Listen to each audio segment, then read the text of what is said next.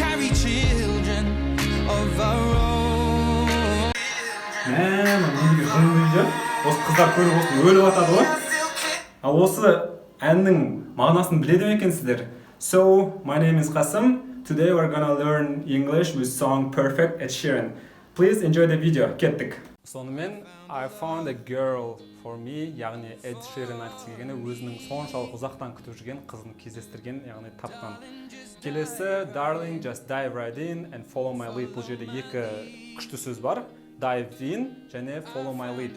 Dive in деген, яғни тікелей аудармасы сүңгіп кету. Бірақ та бұл жердегі мағынасы бізде айтқанда басым кетті дейді, бір нәрсеге толықтай қызық кету. Екінші сөз follow my lead, яғни бір нәрседе немесе біреудің артынан жүріп отыру. Яғни бір істің маманы болатын болсаңыз, онда сенімді айтсаңыз болады follow my lead деп. Яғни сіз не жасау керек екенін, қалай жасау керекенін барлығын көрсетесіз. Бұл жерде Эд Ширан өзінің сенімді екенін көрсетіп тұр. Қызына менің артынан еріп отыр, бәрін көрсетем деп тұр. Well, I found a girl beautiful and sweet. Яғни мен өзімнің сүйікті әдемі және сүйкімді қызымды кездестірдім деп аударылады. I never knew you were the someone waiting for me. Яғни wait деген күту деген сөз. Біз көп кездеседі, біреу күтіп жүреді, особенно қыздар, бірақ оны күтіп жүргенін білмей қалады.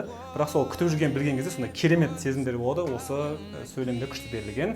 Because we were just kids when we fell in love. Яғни біз ғашық болған кезде, кішкентай бала болғанбыз дейді. Kids, яғни children'ның ауызекі тілдегі түрі.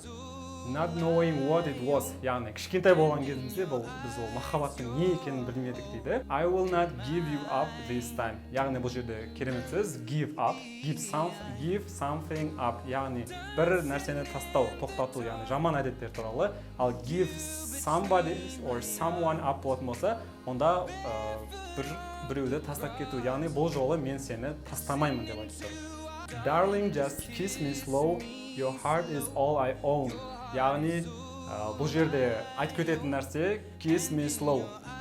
Эд Ширанға ештеңе демеймін, бірақ та ағылшын тілі ережелі жағынан қарайтын болсақ, онда kiss me slow деген грамматикалық тұрғыдан дұрыс емес. Себебі етістікті үстеумен сипаттаймыз, бұл жерде kiss me slowly болу керек. Бірақ та енді Эд Ширанға ештеңе демеймін, ол өзі біледі ғой, керемет осындай ән. And in your eyes you're holding mine. Яғни бұл жерде өте романтикалық сөйлем деп айтса да болады. Өйткені hold somebody's attention or hold somebody's gaze деген екі керемет сөз бар. Hold somebody's gaze деген яғни біреуге бір ұзақ уақыт қарап тұрып қалу.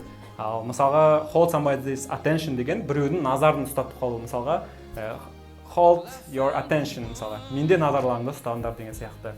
Бұл жерде Эд Ширан айтқысы келгені бір-біріне ұзақ уақыт қарап қалған.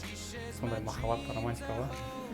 Ал енді қайырмасына келетін болсақ, бұл жерде Эд Ширан өте романтичный адам екенін білесіздер. Бұл жерде қараңғыда бірге билеп жүргені туралы айтылған. Келесі бұл жерде barefoot on the grass, яғни barefoot бұл жалаң аяқ деген сөзді береді.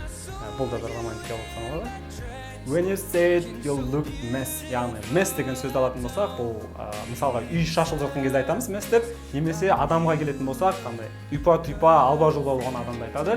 Бірақ бұл жерде сен сондай деп айтып тұрған кезде, мен саған I whispered underneath my breath. Яғни whisper деген сыбырлау. Не деп сыбырлаған екен? Darling, you look perfect. Яғни сен өте керемет болып тұрдың сол кеште деп аударылады. Рахмет сіздерге назар аударғаныңызға. Пока. Махаббаттарыңыз болса бағалай біліңіздер, жоқ болса табуларыңызға тілектеспін. Видео ұнаса лайк басуды ұмытпаңыздар, бөлісіңіздер, жазылыңыздар.